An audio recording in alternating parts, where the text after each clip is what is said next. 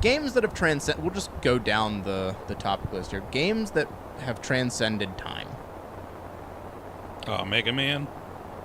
Dude, Mega Man X especially. Yeah, Mega Man has definitely transcended time. I mean, it's very popular to this day. I mean, I feel like a lot of games that have mascots are ones that have transcended time, like Mario, Sonic being like the obvious ones, Zelda with, Link, Donkey Kong with Donkey Kong, Diddy Kong. Not even like the Dixie mascot Kong. aspect, but the branding of it. Like anything that you could target a branding around. Like, even the Excite Bike franchise, that doesn't really have a mascot, but look how well it carried from NES all the way up to N64. I don't think I ever played the N64 one, if I'm being honest. It was awesome. Really? Yeah, it was good. What else is... Or like, Star Fox. I'm not going to call Tiger Woods a mascot. He was the poster child of EA Sports golf franchise forever. Yeah. That carried forever. Things that you can, like, attach stuff to as well. Like, movie franchises, like Star Wars. Like, Star Wars isn't a mascot, but it is a franchise that is probably one of the biggest in the world. Right, yeah. So video games naturally are going to be, some that... I don't know if their games have transcended time, though, because the Super Star Wars games, like for the Super Nintendo, like they're kind of hard plays now.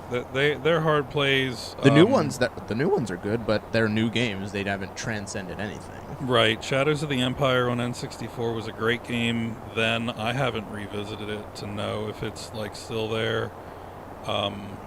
I feel like there's a Star Wars game that has transcended time that was from back in the day, but Pod Racer. People like Pod Racer now. They actually re-released it on like PS4 and stuff. I don't know if it was well received, but I think the best Star Wars game I ever played was Jedi Fallen Order, the first one. I played PS4. a bit of that. I don't think I ever finished it.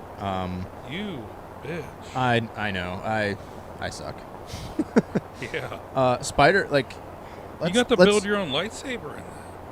Yeah, I do know that. And then Vader was in the end? Mm-hmm. Well, he was in the beginning, too. Well...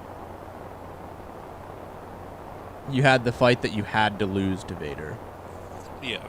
What? No, that wasn't Vader. That was the... or maybe you chased after... That was the Death Trooper. Didn't you chase Vader in the beginning? No, she's in all black.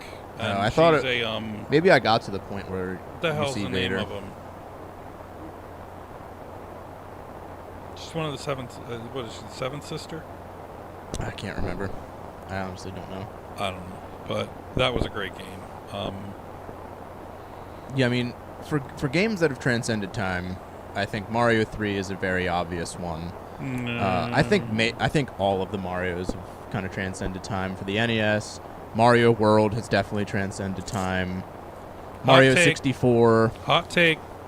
Mario 1 is boring now after like 10 minutes. I can agree and disagree with that, but that's a whole other conversation.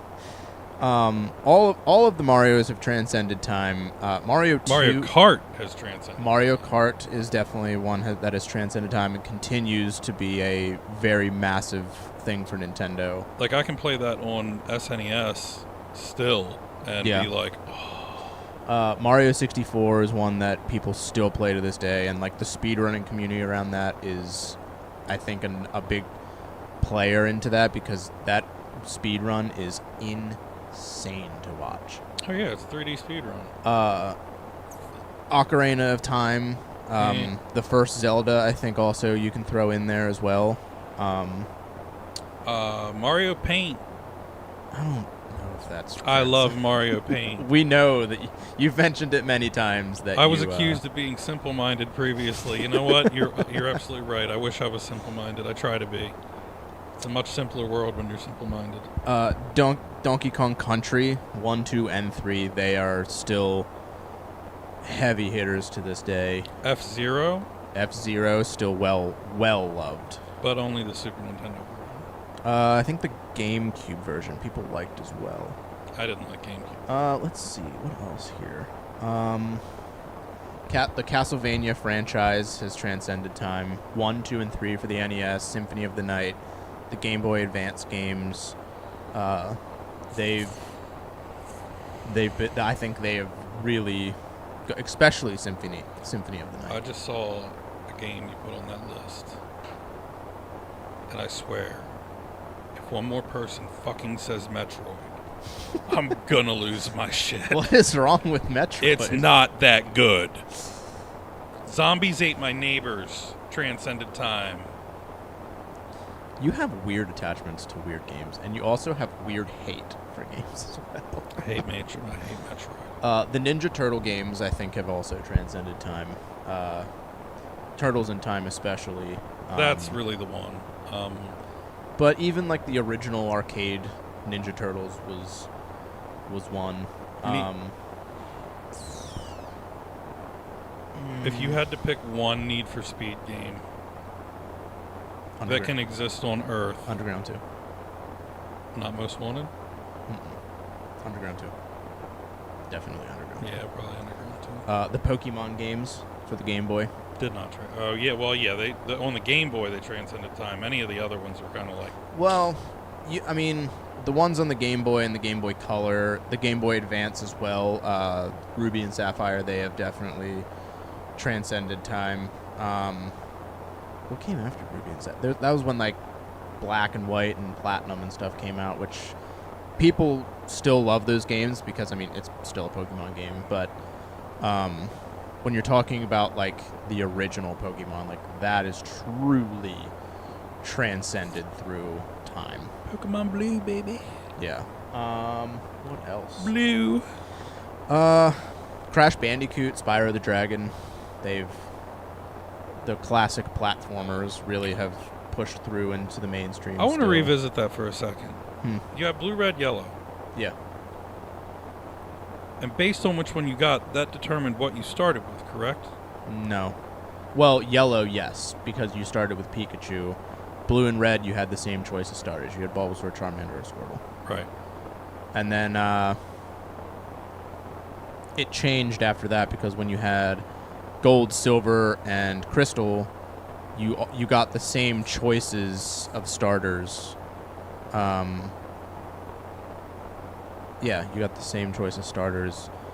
The cool thing about they did a soft reboot of those for the Switch called Pokemon Let's Go Pikachu and Pokemon Let's Go Eevee. You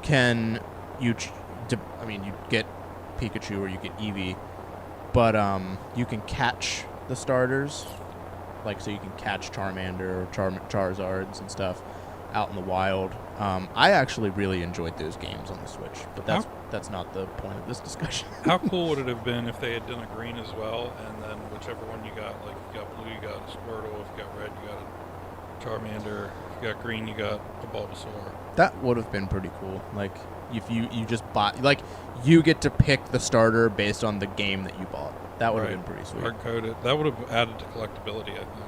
Especially if you, limited one of them without telling people.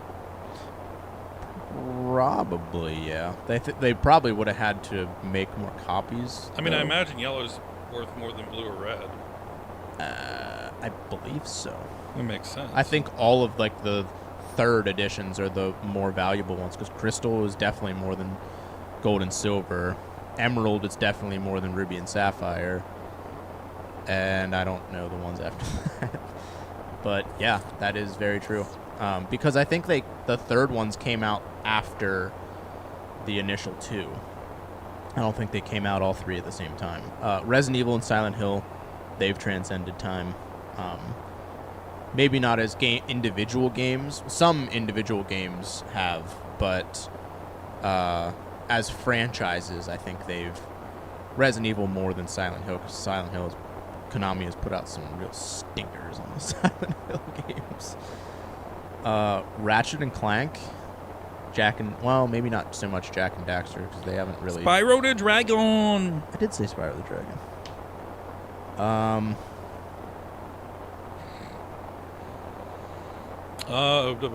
What else did I have? Siphon Filter did not transcend time. No. Metal Gear Solid. Not really. The new ones are okay, but you go back and play the old ones and it's what the hell is this? I went back and played the first one not long ago, and I enjoyed it. You're also special. Thank you.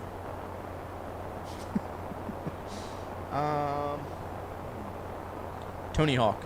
Oh, yes. Tony Hawk games have transcended time, for sure. Not only the games, but the soundtracks. Oh, well, the soundtracks were what we grew up with. I mean, like Goldfinger Superman. I mean, The Final Fantasy games, you know, the classic 16-bit Final Fantasy games, the PS1 Final Fantasy games, they have definitely transcended time.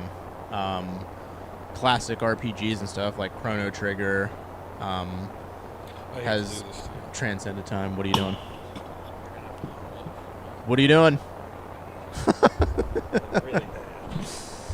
Oh boy, I'm left to my own devices down here. Guess I'll just look at what else transcended time.